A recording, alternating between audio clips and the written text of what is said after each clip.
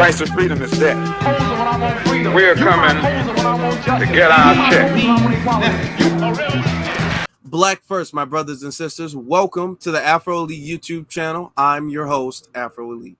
Before we get started, please make sure you subscribe. Hit that subscribe button. Hit the notification bell. Hit that like button. And share this on your various social media platforms because it helps the channel. And I appreciate everything that you all do.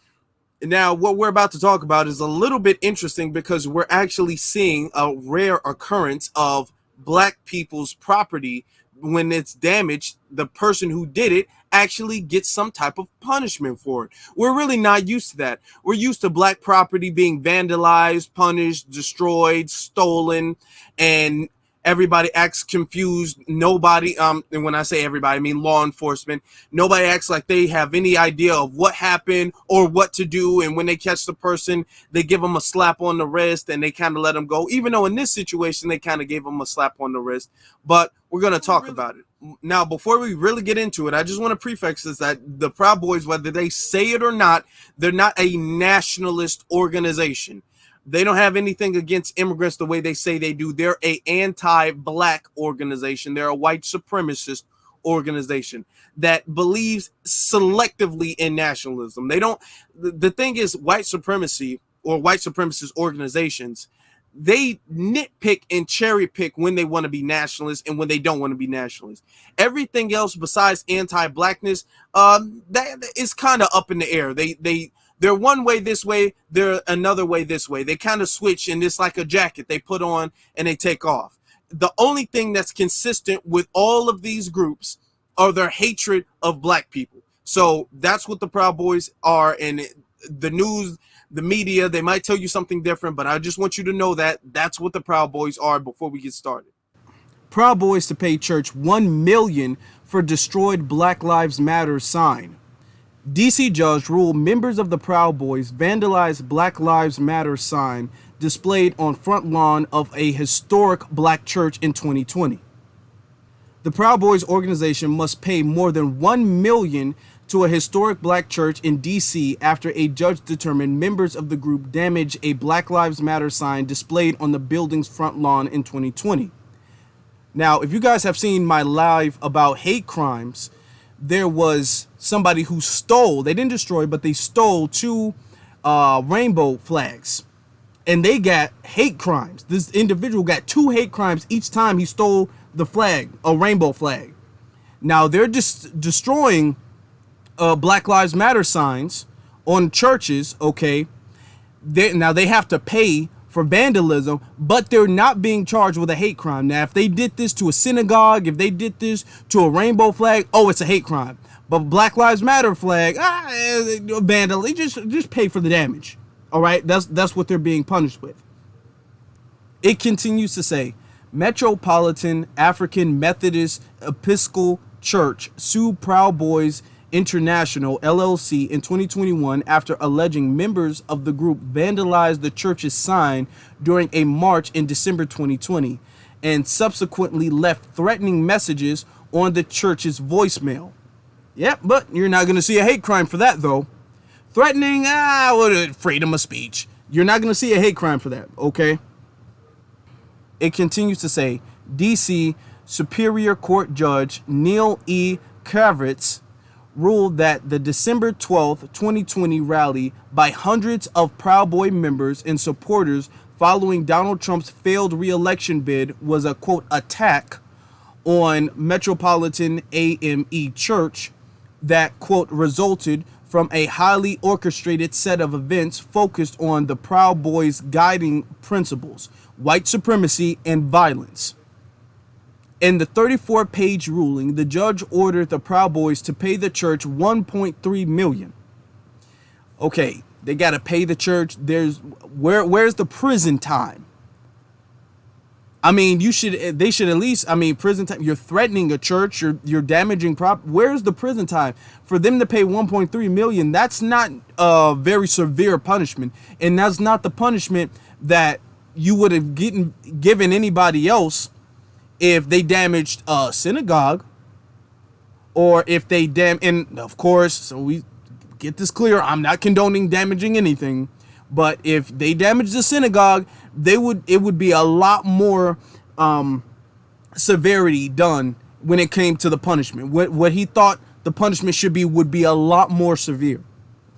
Then it continues to say, during multiple hearings, members of church, including Metropolitan Pastor the Reverend William H. Lamar IV, testified several members of the Proud Boys tore down and destroyed the Black Lives Matter sign the church had erected in June 2020 after George Floyd was murdered by Minneapolis police. The church, which opened its doors in the late 1800s and is located at 15th and M Street in Northwest Washington, sought damages to replace the sign and to cover additional security that church officials said was needed since the incident. In 2022, Metropolitan filed an amended complaint against the Proud Boys and identified the group's leader, including Henry Enrique Tarrio. And Henry Enrique, they keep saying he's the leader of the Proud Boys. That's just a figurehead. He's like this white Hispanic or Cuban or something like that. He's like a non-Euro. He's a non-Euro white. That's what he is. And they claim he's the leader. Okay. And they can say the group's then chairman. Now he's arrested now, but he was the then chairman at that time, as well as John Torono, Ethan Norton, Joseph R. Biggs, and Jeremy Bertino as co-defendants. None of the co-defendants appeared in court regarding the lawsuit. Judgment against Norton was delayed after his wife said he wanted time to respond. Okay, that's weird. But that's white privilege for you. Because they don't allow black people to just miss court and then have their wife say, yeah, I just need a minute, I wasn't ready then. Oh, okay, well, how about you get ready in jail? That's what they would tell a black person. It continues to say Tarrio, Biggs, and Norton were found guilty at trial of sedition, conspiracy, and multiple other felonies, including obstruction Congress related to the January 6th insurrection. Bertino, who I guess his name, I think is Bertino or Bertino, but I'm saying Bertino. I don't know if the O makes I loud. It doesn't matter. Bertino, who testified against them, oh man, he's a snitch, told on him. He's like, actually, I'm not really with him. I was with him for, the beers and stuff like that. But actually, it was him and him. Wow, okay. No honor among thieves. All right. Bertino, who testified against them, pled guilty to seditious conspiracy last year. Biggs, Norton, and Tarrio have been incarcerated since their arrest. They are scheduled to be sentenced later this year. Bertino is also awaiting sentencing, but is out on supervised release. Lawyers for Biggs, Bertino, and Tarrio did not immediately respond Friday. Tarano is not publicly charged with any crime. He could not be reached Friday evening.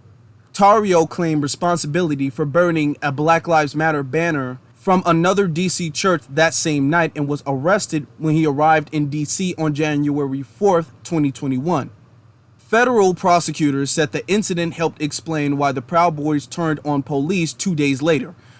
They're not going to mention the fact that there's a lot of police, former and active, who are in the Proud Boys, but okay. There's no honor among thieves, so we know they would turn on each other. But, yeah, there's a lot of police who are in there, so don't make it seem like the Proud Boys are against the police. It continues to say, Tarrio was ultimately sentenced in D.C. Superior Court to 5 months in jail. 5 months in jail. Now let me ask you a question, which we all know the answer to. If Tarrio was black, if he was black and he did this and he burned, let's say it was the opposite. The whole situation was the actual reverse. If he burned on somebody's private property, on a church, if he burned a Confederate flag on a church, you think they would just charge him with, oh, they have 5 years, and you're a part of a whole organization? Oh, gang injunctions, conspiracy, hate crime. Oh my God, yeah. Now, if they did this to any other group of people, it would be hate crime charges. Oh, you have to pay a fine. You have to have a minimum sentences because of the hate crime and the gang injunctions. They throw the book at them, but not in this case. Quote, the ultimate goal of this lawsuit was not monetary windfall, but to stop the Proud Boys from being able to act with impunity without fear of consequences for their actions. And that's exactly what we accomplished, said Arthur Ago, director, the Criminal Justice Project at the Lawyers Committee for Civil Rights under law that represented the church. The Proud Boys is registered in Texas as a limited liability company with more than 22,000 members as of 2020. The judge wrote in the ruling. Kravitz said the group has, quote, demonstrated considerable prowess to support itself raising money through fundraising. Kravitz wrote the Proud Boys in the fall of 2022, quote, reached a new level of prominence when Trump referred to the group during his final national debate during the general election campaign. Asked to condemn white supremacists, Trump instead said, Proud Boys, stand back and stand by. The judge wrote that the group then saw a spike in recruits. And it's good to mention the fact that, yeah, Donald Trump has always thrown signals of support to the Proud Boys and other white nationalist groups. So, because we have some black people like, man, Donald Trump, man, he ain't that bad, man. Donald Trump, cool. Actually, Donald Trump love black people. No, he doesn't. Okay, the Proud Boys is a very anti-black white supremacist organization, as well as other organizations of anti-black racism that the government, not just the Republicans, but the government refuses to throw any hate crime, any gang injunctions on. They refuse to do any of that stuff. And Donald Trump has always shown signs of support of those white wing extremist groups, okay? White wing, I always mess that up. But he's always shown support of that, okay? So let's not be confused about where Donald Trump stands on this type of situation. Continues to say, the vandalism, church officials said, harked back to threats made against black churches by the 1800s by groups such as the Ku Klux Klan. The judge said that replacing the sign and protecting the church cost only $36,626.78. But compensatory damage alone will not address the defendant's reprehensible conduct or the extraordinarily emotional trauma suffered by the church and its congregants, he wrote. Quote, to the members of the church, the burning of the Black Lives Matter sign represented a complete negation of their rights to worship as they please and, more fundamentally, to practice fully in the life of the community, and forced them to hearken back to the long and painful history of white supremacists committing wanton acts of violence against black churches. It's somewhat accountable because they're paying more than what the damages actually were physically, like the stealing of the flags, the damaging of properties and all that, at least what they caught them doing. They're paying more for that because of the compensation of emotional trauma and, security and so I like that part. $1 million is still not enough, in my opinion, because this is not one or two people. This is a whole organization with thousands of people a part of it, people who are connected to law enforcement, people who are connected to different organizations, different businessmen, different people. You know what I'm saying? Donald Trump even likes him based off of some of the rhetoric we've heard from him. So $1 million is really not much of anything for them to have to pay, even though it would be, I guess, good for the church to get that money. But $1 million is not really a big consequence, especially not 5 months in jail. That's not a big consequence at all, because if this was a black person who did this to a synagogue, it would be hate. It would instantly, oh, that's a hate crime. Instantly $1 million, even if you're not a part of an organization, $1 million for you as an individual to pay to them. Community service, you have to go to a museum to learn their history. Oh, it would be a whole lot done if this was a black person done to any other group of people, any other religion, or any other protected class of people. But when it comes to black people, $1 million, which like I'm saying, is good that they're paying more, but that's still not enough. But those are my opinions, and I want to know your opinions. Let me know. Do you think $1 million? Do you think that's a adequate punishment, or what do you think the punishment should be? What do you think about what they did in DC? What do you think about the video? Let me know that in the comment section below. Also, you can be following me on my various social media pages, and the links to that are in the description, but they're right here too. This is Afro Elite on Instagram and the Afro Elite on Twitter. Now, with that being said, brothers and sisters, be one salute to every single last one of you all, and you all have a